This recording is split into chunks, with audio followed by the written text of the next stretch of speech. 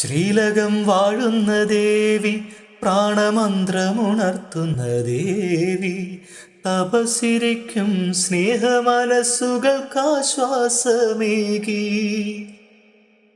ഒഴുകുന്ന ദീപങ്ങൾ, തൊഴുകൈ നാളങ്ങൾ, അതു കണ്ടു കൈനീട്ടി തിരുവരമേകാനായി അനുരാഗരാവിലലങ്കരിച്ചൊരു പൂന്തോണിയെത്തി.